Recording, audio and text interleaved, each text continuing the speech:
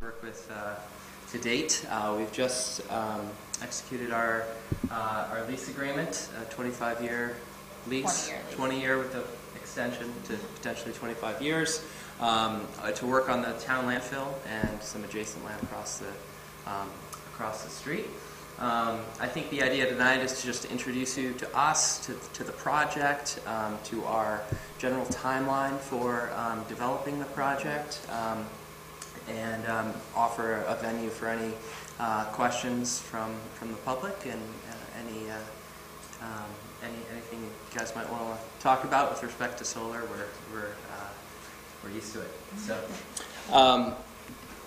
So just a little bit about our company. So Wendy and I founded Eastlight Partners a few years ago. We've been in the business of solar project development since 2012. And we are really focused here regionally. I'm based in Massachusetts. Wendy's in New York. The bulk of our projects, as you'll see, are in this region from sort of Hudson Valley up to the capital. We are committed to projects which, at one are sort of welcome in their host communities, so we really try to embrace a collaborative approach, working with local concerns and working with local stakeholders to ensure that these projects are designed, sited, and contracted in a way that works for everyone. And we have a personal commitment to seeing our energy mix change towards a more sustainable energy future. So that's why we're doing this. We have a number of projects under development regionally, both in the county and in the area. This is sort of a snapshot of what's most active right now. We did a very similar thing with the town of Saugerties, working on their town landfill. Long-term lease agreement. We have just finished permitting a project in Greenport, right over the Hudson line. It's a little bit bigger than these two projects. Working as well in Kinderhook, some more Saugerties projects, and some larger projects further north from here. And something this doesn't capture, but our past and completed projects. So as we mentioned, we're very regional. We started out really in Massachusetts. We kind of followed the policy as it was really started under the programs in Massachusetts, did a large portfolio there, did projects in New Jersey as well, and we kind of settled in New York as it's kind of the new policies have been come in place. And our first project, which is not on this list, is in East Fishkill, which is going into construction in the next couple of months. So not a landfill project, but similar. And then Jamie mentioned our other landfill project in Saugerties. We also have done this. We've done several landfill projects in the past. One of the reasons we like doing them is because it's a great reuse of space that provides benefit to the community of an otherwise unused parcel.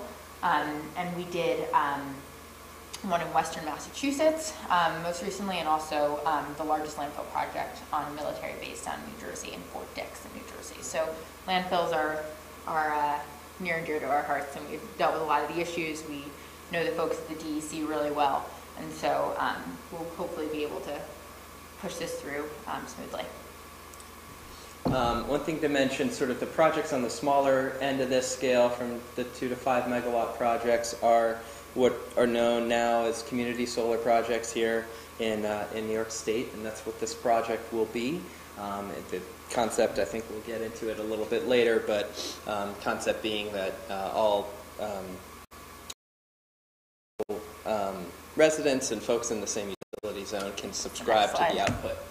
Oh no, that's here's just a basic view of some prior projects that we've done, just so you guys can get a sense for what this stuff actually looks like when it's in the ground. The one on the right is a landfill project. That's in Lee and Lenox, Massachusetts. Basically, you're dealing with solar panels. Everyone's familiar, roughly 3 to 6 feet. They're grouped in arrays, tilted. They're fixed, mounted, and oriented south. The really only impact to the land is the posts, which are driven as part of the racking system. They're like a typical H-beam. So from a stormwater, from a grading point of view, it's really fairly low impact development on the land. Obviously, when we're dealing with a landfill, we're working with ballasted system, so you're not penetrating the landfill cap in any way. Your racking is supported by concrete ballast blocks, which are distributed across the cap so as not to impact its integrity. And that's part of the study we go through with the DEC as we permit this as a post-closure use on the landfills. Typically, we're working with a metric of 5 acres per megawatt. That's AC. We're leasing roughly 10 acres from the town here, so it's going to be a 2 megawatt project with respect to the town land on an AC basis. That's 2.6, 2.8 on a DC basis, depending on final design. Just going back to this slide a little bit, one of the great things about solar is it's typically out of sight, out of mind relative to other types of generation. It's very rarely visible behind the tree line, except if you're up in a helicopter or a drone like this. We have the opportunity to where panels would be exposed to plant screening and ensure that, depending on the preference, you have year-round blockage of the view or some more, mixed vegetation that mixes it into the local landscape. In this case, though, it really will be set behind the transfer station, and kind of across the street it'll be set back, so there really won't be, we'll put up some landscaping if needed, but there really shouldn't be major visual impacts. And compared to other forms, it's virtually noiseless, these facilities. You have inverters and transformers, but they're small and distributed around the array, so it would be like standing next to your refrigerator if you were standing right next to it. So when you're at the property line, given the setbacks, you won't hear any noise impacts from these facilities. So low impact in terms of land use, low impact in terms of aesthetics, low impact in terms of noise. Once it's built, there's obviously a fairly active construction season, anywhere from 4 to 6 months, depending on when you're starting and what your site work associated is. But there'll be some truck traffic associated with that. But once the system is operational, it really just sits there and looks at the sun. So we have remote monitoring when there's an issue. We'll do a truck rollout and there'll be routine maintenance. But otherwise, it's a very passive use.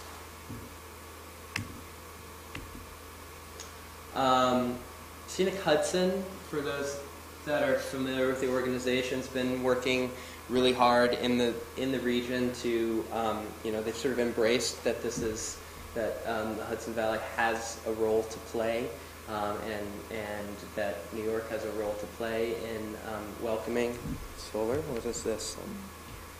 Wi-Fi.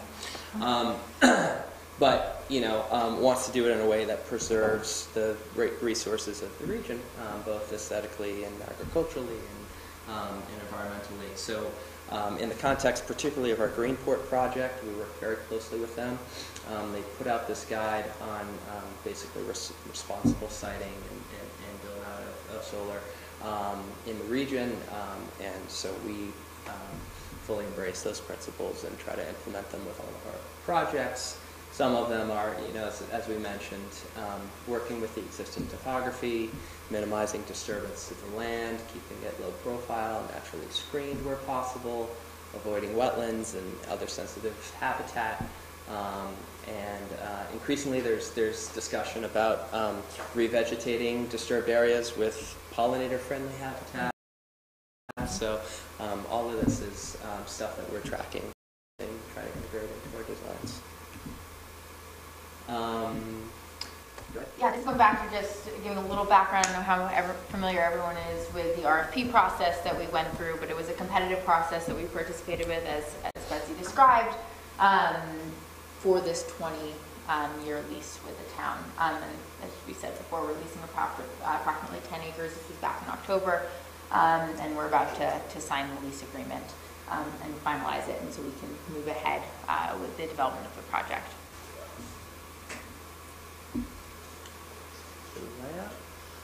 As we said, it's a 2 megawatt community solar project on 55 here. The portion to the left of the screen is what's currently the capped landfill next to the transfer station. So we'll be utilizing that for a portion of the array, and then across 55 there's the town's vacant land that will host the other portion of the array. Interesting setting from a utility grid point of view. To the south lies New York, NYSEG, New York State Electric and Gas, and to the north, Central Hudson, and we're likely to be connecting to Central Hudson's grid. So that means that from the perspective of community solar and participating in this project, we need to be a Central Hudson customer as of now to get some of the energy credits that are generated by this facility.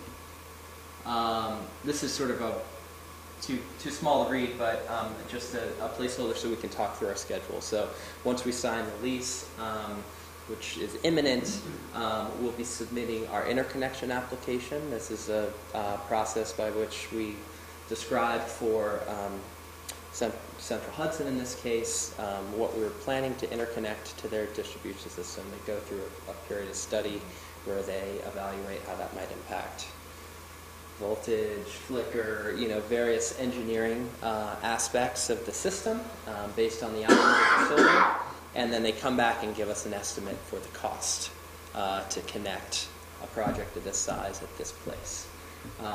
That's sort of a key aspect of the project's development. Sometimes the cost tends to be very high, sometimes quite low. It takes longer than anybody wants, so we're trying to kick that off as soon as we can, once we have demonstrated the control of the land. Just out of curiosity, yeah. Does Central Hudson have to run any new lines, or are you going to connect? We're tapping the existing distribution on Route 55. So we have to put up a certain number of poles to connect to that line. So there's a certain number of protections. So there's, basically there's a duplicate set of utility-owned and customer-owned meter, recloser, and load break. So basically they can turn it off, we can turn it off, all kind of safety driven. Mm-hmm. And so that comes on 6 poles that come off of the street, utility poles, all set back. But we're tapping the direct line on the road. There are maps that exist that utilities publish. They're sort of imperfect data, which tell you the hosting capacity of the line for new solar, and so that all checks out in terms of putting in 2 megawatts at this site. But we've been through some war stories with utilities trying to get a favorable result on these studies. You're really in their hands. So as part of the bidding process, you were looking to see whether Central Hudson would be able to set the 2 megawatts? Yes. I mean, we're working with public information that everybody has. These publicly published hosting capacity maps to really do the study and get contractually obligated upgrade costs. Mm-hmm. You need to put up significant dollars. So anywhere from $20,000 to $30,000 to start the study and wait 6 months to get it back. And so that's something that we wouldn't do until we knew we had. You also need site control actually to do that. You need to demonstrate because they don't want to deal with lots of different applications of people who have the time to just put in for every property distance out to evaluate the grid. So you need to have site control to do it. So that is the longest lead time for any project development. The other piece of it, and it's also kind of a black box to us, right? We can't go in. We know the public information, but it's not like we can evaluate it ourselves. It's kind of how they come up with the impact to their grid. And the other lead time item is the permitting, which in this case hopefully will be a shorter process, given that we've already started the conversation with the town, and we're going to be doing it through the town board permitting process. As part, we do need some survey work done on the property, so topo and boundary, and make sure that we establish our lease bounds, and that's all stuff that'll happen this spring.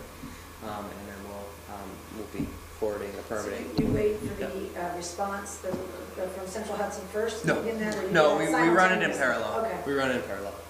Okay. But sometimes you're constrained on starting the permitting or getting through permitting by the seasonality of when you begin, right? We can't do a wetland survey until We're In this back in the case, growing on season. this property, though, we probably There's won't no be doing, wetlands. there's no Yep. wetlands, so we probably Yep. won't This is just do a wetland study, so it's just a matter of getting a survey out and then preparing the site plan package to submit both to the town in, in line with the town code regulations related to solar, as well, making sure we're maximizing the property, as well as submitting it to DEC. We put together a fairly thick package for DEC, basically showing that we're not going to impact the integrity of the CAF with lots of loading calculations and things like that. Just big picture. Sure. Yep. Probably going to go in construction in early 2020 would be the goal. So kind of a year from now, hopefully we're going to be in a position that we can start pushing this through to construction. With completion by the fall of Yeah. 2020? I mean, give or take, right? I mean, this would be a 2020 build. We want to complete it in 2020. Assuming everything goes smoothly with DC and Central Hudson. It's plans, right? Exactly. So this is, a slide to just describe how the community solar program works in New York. So community solar program, the concept is allowing folks who either don't want to put the upfront capital down for solar on their home, or have trees, or for whatever reason can't do solar themselves, allows them to subscribe to a centralized solar installation and benefit from the credits that are generated. So the concept of community solar project is, a solar farm whose output is shared among a group of local subscribers. The way that it works is, as we produce energy, we are credited dollar amounts based on the value of that production, and that actually changes hour to hour. So it's not like we can say we're producing at 10 cents a kilowatt hour. It might be 6 cents at the start of the day and 15 cents at peak hours. So we start to accumulate credits. Meanwhile, we have a subscription list for the farm, and if the town of Unionville was interested in taking 50% of the output, or 40% is actually the regulatory limit for any one customer. If we were to produce $1,000 worth of generation in the course of a month, the town would see a credit on its bill for $400. So in turn, the town needs to pay a project for those credits, and so typically it's a 10% discount. So in essence, what we're doing is selling 90-cent dollars to whoever wants to participate in this project. As a way of supporting cleaner energy? Correct. So it's supporting cleaner energy and ultimately getting a discount on your electricity bill. 10%. So a 10% discount on your electricity bill. The way it works is it's not directly, as Jamie was trying to say, it's not directly correlated with your kilowatt hour usage. It's kind of more correlated with the total number on your electricity bill. So let's say you pay $100 a month on your electricity bill. We would sell you credits, worth, let's say, probably a little lower than that, just to make sure you have some buffer of, $90 worth of credits, and you pay us 90% of that 90. So you're kind of always saving money as part of that, and you're supporting the solar energy facility. So we're not your electricity provider. You still work with Central Hudson, but this all comes up on your Central Hudson bill as kind of like a negative number.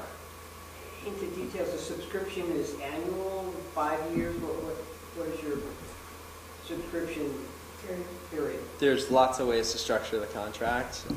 So it used to be, because the solar community was used to 20-year contracts with companies or customers, a 20-year contract, and now the standard's kind of getting shorter and shorter as it's getting more kind of retail focused and facing with, would you or I sign up for a 20-year commitment to a solar company? I think the standard product is 1 to 5 years. And sometimes it's a sliding scale in terms of the discount rate that's offered. We typically, we'll subscribe some customers ourselves. We'll also work with third-party providers to help get those customers signed up for the facility. because we'll need a lot of residential customers for this project, but typically, you know, you might have, you know, if you have a 1-year contract, it might be a 5 to 7% discount, and if you have a 10-year 5 to 10-year contract, it might be a 10 to 12% discount, something like that. There's New York State regulates like the cancellation fees and things like that. It's about $300. So there is, you know, protections and regulated by the state to make sure that the consumer knows what they're getting in and is not signing up for more than they can handle. Yeah, that's important. I mean, so that the Public Service Commission in New York established these standards for community solar and other solar providers under the so-called DER oversight order. And so we are, you know, we've been through the PSC's process, and we've shown them example contracts, and they've, you know, confirmed that they're consistent with the minimum standards, and you have to be a registered DER provider. Okay. Yeah. So, you know, talking about how the town can benefit, you know, we kind of think of it in two different phases. There's project construction operation, and then the community solar aspect. So starting with project construction operation, you know, the project will be paying long-term rent to the town. That was competitive in the context of this RFP. So we think we're offering a strong value there.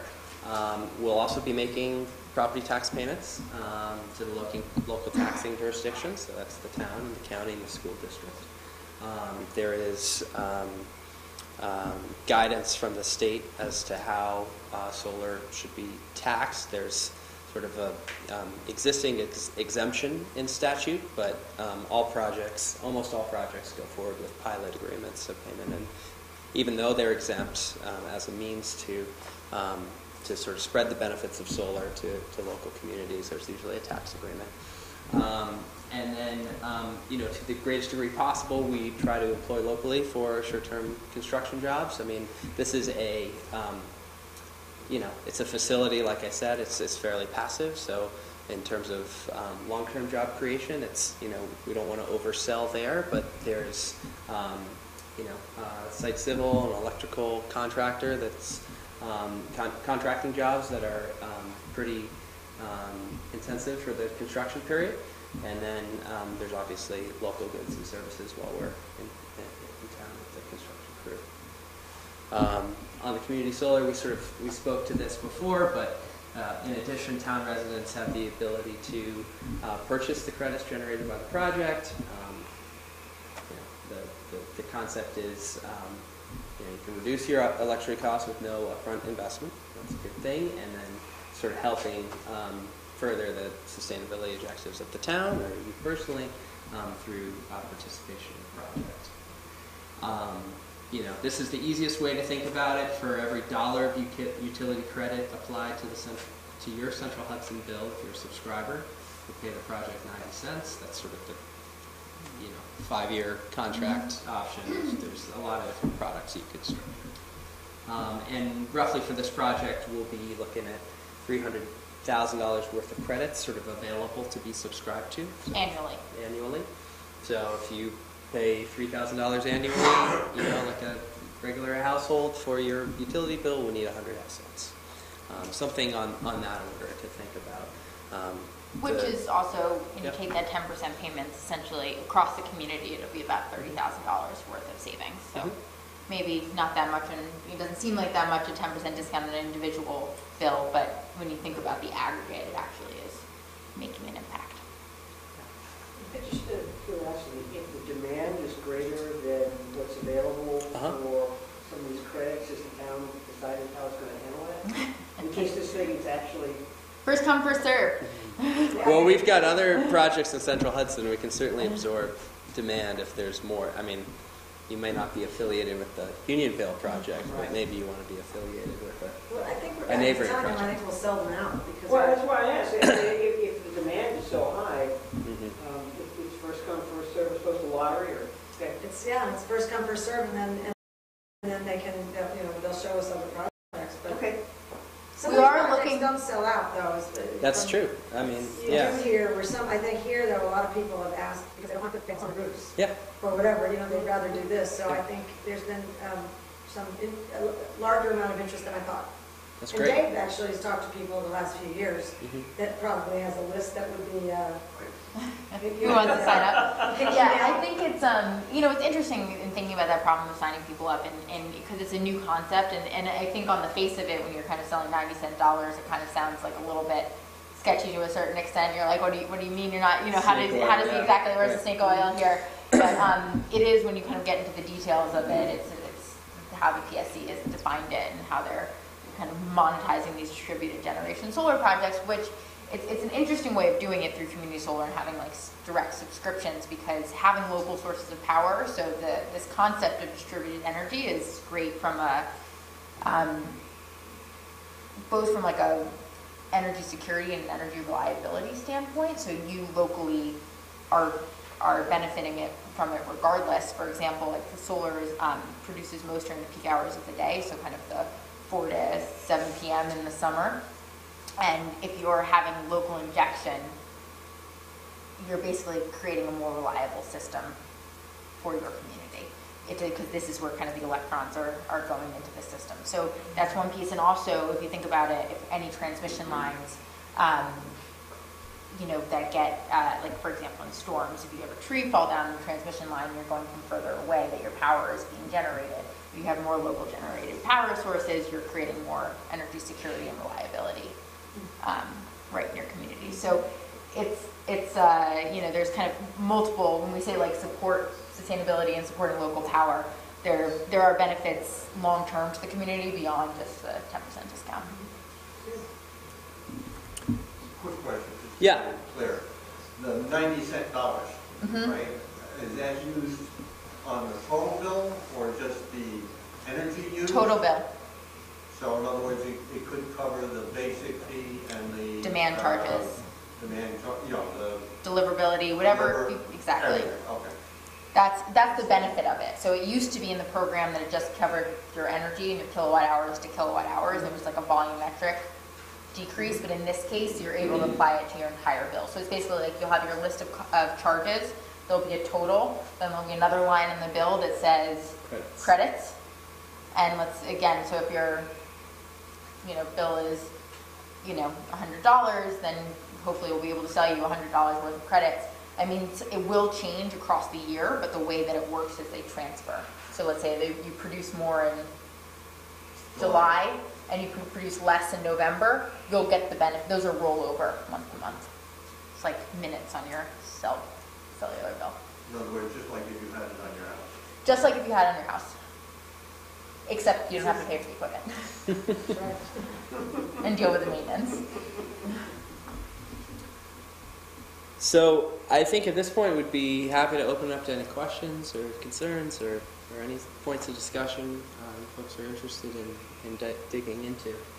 That's sort of the overview we had. We're happy to keep folks in the loop as we move through our development cycle here. But this is really kind of day one for us. I have a question. The Yeah. landfill, Yeah. the landfill section is how many acres? The land, it's about 2 to 3 acres. It's the smaller part of the array. 2.3. Is it going to be fenced in? It will be fenced in.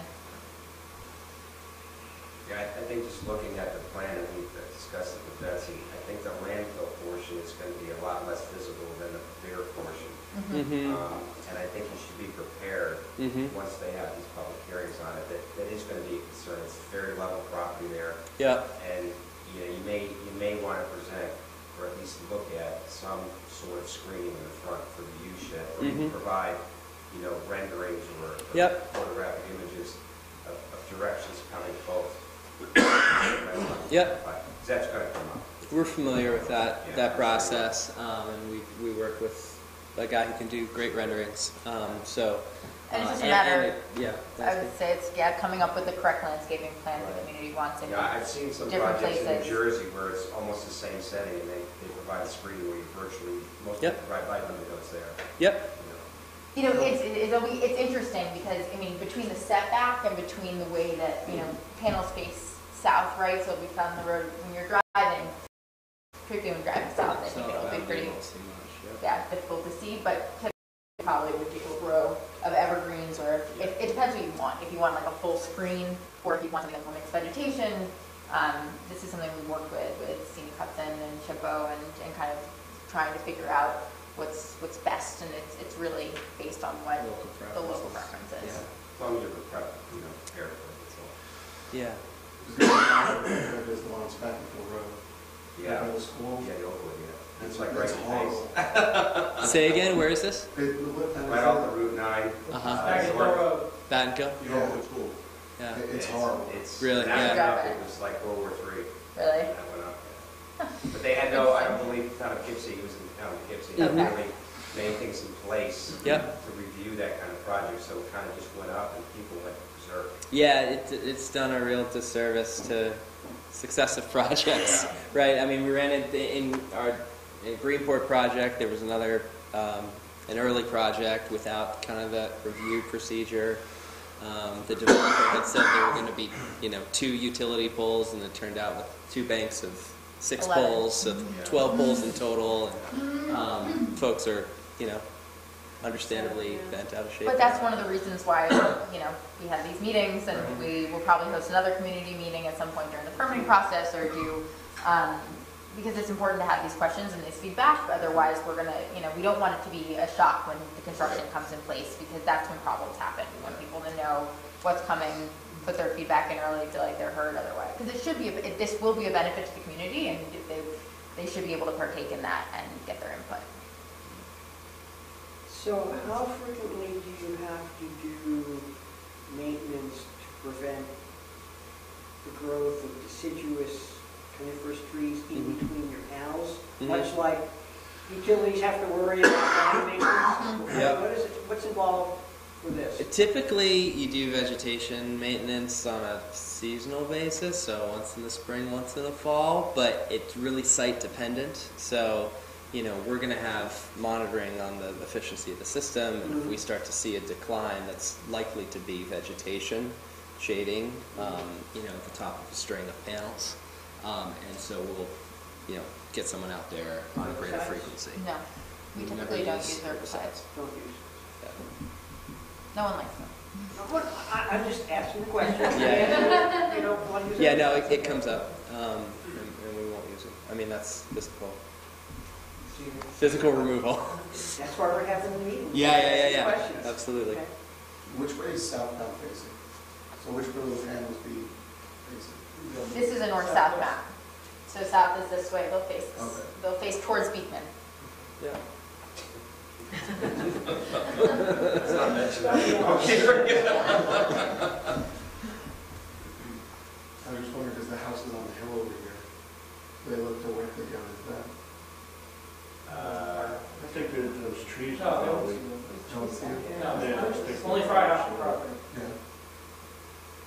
They're typically not that visible, from afar. You kind of see it in that picture we showed from the drone view. But they, one of the biggest kind of misperceptions about solar is glare. Because the whole point is it's supposed to absorb solar energy and not reflect it. And so when it's not like it's going to be reflecting back, so you can really see it very well. It kind of will look like a dark shape in the landscape. Another thing I wanted to add to your question about screening, another part of the dialogue can be what type of fence we use. So as long as we're within NEC, so National Electric Code, which is a 7-foot fence, we can use kind of whatever fence we want. So typically we've been doing kind of like a deer fence, an agricultural fence, with kind of 2 wooden posts and netting across it, just because it kind of fits more into the community than a chain link fence. Again, different communities have different preferences about what they want, but we'd be looking for feedback about that as well. What kind of particular fences here, so I'm not even sure you want to see a fence. Say again? I'm not even sure you're going to want to see a fence there. It could be some other fence for you. Well, there has to be We a fence need a for fence. national Well, I electric. know. Yeah. But yeah, there yeah. would be trees in Sorry, front of that it. chain link is not the most popular Yeah. suggestion. Just saying. Yeah, no, we've been using basically their wood posts and then that sort of deer wire. Yeah. You see it at the orchards around here. So it's of the character of the community. Yeah.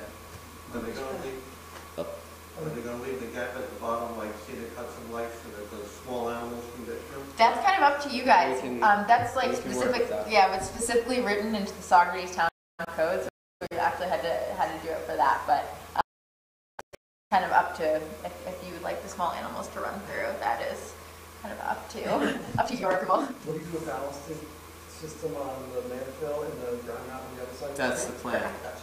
Yep. There Yeah. was a good picture, this is from our landfill in New Jersey, Yeah.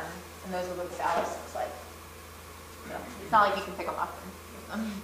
So those precast concrete that you just dropped? Typically, I mean, there's a design choice to be made. You can do pour in place as well, but it's usually more cost effective to do precast, depending on where the local supplier is and stuff. Foreign place tubs, I went to Clarkstown. Okay. They don't look very nice. They don't look very nice. Yeah, we agree. Yeah. But you can, we don't, typically, there's like one company that does it that way, and we haven't designed recently with them. That's not this. We definitely, in other projects, we've favored precast. Yeah. Who does the round plastic? Beach, too. Yeah, they did a round plastic. So the company's called Game Change. It's The like racking the company. racking company. Oh, they do that. That's what he's talking This looks about. much better. I saw those round plastic. I Tubs. think they were blue or something. Were they lighter blue? They're like black typically. They were really They're black. unattractive. This is much better. I guess the VQ's project over in Beacon has it. And also if you go up to Stockbridge in Massachusetts, there's a project kind of right over the border that has that. Yeah. Yeah. If you're driving in Massachusetts. So, I mean, yeah, you can see here just for construction interest, occasionally we're laying a bed of sand or gravel to level out the ballast, but there's actually quite a lot of tolerance in the racking to, even working with, what do you call it? I was going to say sedimentation, but settlement in the landfill, kind of differential settlement. You can adjust the racking accordingly. What's the life expectancy of the panels? So, yeah, I mean, the warranted life is typically 25, 30 years. Life expectancy, certain cases we have 40-year leases based on expected useful life of the system. Yeah, this project in New Jersey, we have a 40-year lease with the Air Force. So you can go as long as you want. So you're signing a lease with the town of Unionville Correct. for 20 a years. period of time. Yep. What would you do after that period of time? So we actually put up a decommissioning security to make sure that we take down the facility and if we're not there for some reason, then the town has access to that so they can take down the facility. So as part of our permitting process and as part of actually our RFP process, we submitted a decommissioning plan. It's actually in the code as well. And it's in the code. It's in the code. Yeah. And in the lease, it actually calls out the exact amount of the decommissioning, so that's pre-negotiated. So for the town, so we're not going to maintain it, we're not going to build it, No. and we're not going to tear it down. No, We're just gonna read the rewards. Yeah. basically, we take all that risk. How is the 10%, is that like a industry-wide or is that a state thing? It's a state industry standard. It's kind of where the market has typically settled. I'm just curious because we have a hydroelectric plant that's doing the same thing now that we're able to sell back. And if there is 10% as well. And it's two totally different projects, yet the credits are the same, so that's a standard. Interesting. So there's a new hydro plant or an older hydro It's been plant? there, it's been operational for probably 25 years. Okay, but now it's sort of participating in its community Because it framework. can. Yeah, Right. yeah. Change it where you Yeah, can. that's right. Where it just started. Yeah. So it all- They're doing the same Yeah. thing that you guys are doing. Yep. They're selling. Cool. I live in the village of Wapner, so I Cool. know the Okay. credits. Yep. That's So the same thing. it's Yeah. really, the reason it's settled there has to do with how the PSC, so the Public Service Commission, has decided to value the input of distributed generation to the system. And so it basically, Jamie was saying it changes every hour because it's based on the value of energy at the time, capacity, which is like kind of the availability of us to deliver into the system, there's a small environmental piece that you get, but that's kind of the main stack. So it's actually similar to what you get as a hybrid plant, kind of minus that small environmental piece that you get. So that's where kind of all the numbers roll out, is based on the compensation from the utility. So if this was a, hypothetically, if this was a wind project, it'd be this, thing? Yeah, Yeah. if it were below 5 megawatts, right? So small. That's sort of the cap for these community solar projects. Okay. If you're talking about the large wind projects Up north. or out west, they're just selling directly to utilities or into the power pool. I see. Okay. So, So we're writing 2 checks for utility bill then, or doing central Hudson? For now. For now, they're For working on now, it. but they're working on centralizing this such that you don't have 2 checks. to do. How many Yes. people do you guys have working on, like, managing all this subscribees to all these things? So we typically work with a third party. So Eastlight Partners actually is just us. It's just the 2 of us, which is, and then we kind of work with specific players who kind of have more boots on the ground to get out and subscribe customers directly and do the whole management. Usually there's like, nice interfaces with, you can like kind of track online how much energy you're using and like what's applied to your bill and kind of see how it's performing, since all that data is collected by us. So it's nice to transfer it and kind of can see as much as you want, and it's like a standard contract, as you said, that's approved by the PSC. But it's evolving in that it's an active conversation in front of the PSC now about combining billing so that you don't have to write 2 checks. It's, I think you'll see more and more. It sounds like you already have, but, folks marketing broadly for subscriptions. And not all of those folks will have projects tied directly to what they're marketing. So that's a benefit here. I mean, I think, it's, we can even start now, but, starting to collect interest, you can know the project that you're actually participating in, and having a local connection to that can be rewarding. We typically like to start local for our subscriptions, and that's kind of just for the fact that if it's in your community, why shouldn't you be the one who signs up? But as Jamie said, there are people out there kind of signing up lots of customers to subscribe to once the projects get going. Well, I think we really wanted that as part of our program, but, Yep. and then when you read a lot more about this, I mean, it is surprising that some of these projects don't sell out. I don't know. It seems like a no-brainer. It seems like Yeah. a no-brainer, exactly. Yeah, we talked to anybody about it, and sure, there's no upfront cost. You can get the badge of being a pro solar, pro renewables, and collect, 10% back on your utility bill every month. I think I think it's people getting over kind of what this actually is. Yeah. Because it's hard to explain. Scam is what they're worried about. Yeah, of course. Over that part. Well, Oh. I've never one bad thing, so that's what's weird about this. You never sit through a presentation or see there's what's bad about it. double Yeah. checks. You have to pay 2 checks. Yeah, you gotta pay 2 checks. That's annoying. Well, and it's a contract. Yep. I And think it's a there's a commitment. fear of committing for 5 years or whatever it is, if they want that ready. So something better might come down the road. And Yeah. And that is a thing. I mean, you could Yeah. say that, it's settled around 10%, and someone might come back, well, if I wait, 6 months, is it going to be 20% now? I can tell you, just given that the way they've defined the regulation, that's not going to happen. But, it's if people can't get customers for projects, who knows where it's going to go. But So it is. I think, generally the economics settle in the 10% range on these projects. It's allowed. I think it'll be well received here. Good. So looking forward to it. Does anybody have any Other questions? Just out of curiosity, do you Yep. guys ever do snow removal? You have a wicked bad winter, or you just suck it up? I mean, obviously for access, we've got to plow access roads and stuff. Panels at all?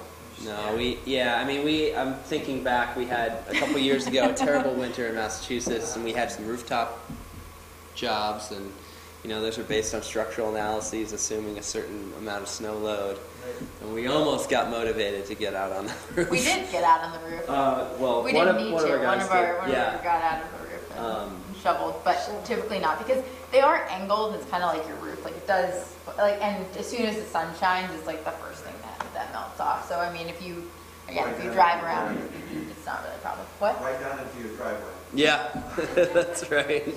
So the bottom of the panels is how far off the ground? About 3 feet, Yeah. 2 to 3 feet. Yeah. And the top is about 6 to 8 feet off the ground. You think that we need to get out and mow a little more frequently than seasonally? I don't think so, Yeah. There's a little grass there. There's not much grass over there. Yeah. You saw the site, I mean. Yeah. Yeah. It totally, I mean, it really depends on the site. Well, if you do, it's probably, is that something a local person, you're gonna ask a Oh, local yeah. person? So that's an opportunity for somebody in town that might Of course. want to take that role on for you. Exactly. Yep. So that's not a bad thing. Yep. I mean, assuming Yeah. there's someone who's currently mowing the landfill as part of the DEC regulations. Yeah, so so he's sometimes- dying to get out from that job. Okay, never mind. We're looking to hire. Only because he works for us, he works for the party. But he's, it's all yours. I'm sure there'll be others. Long-term job, one created. That's right. All right. Great. Well, thank you guys, and we've got cards. And we are available for anyone to reach out. Thank you so much. We appreciate Thank you you being guys. here. Absolutely, we'll stick We'll around see you fairly. again, right? Yeah, see we'll be you, around. In about a few months, when we'll actually have a public hearing. Okay. Right, for We're the gonna have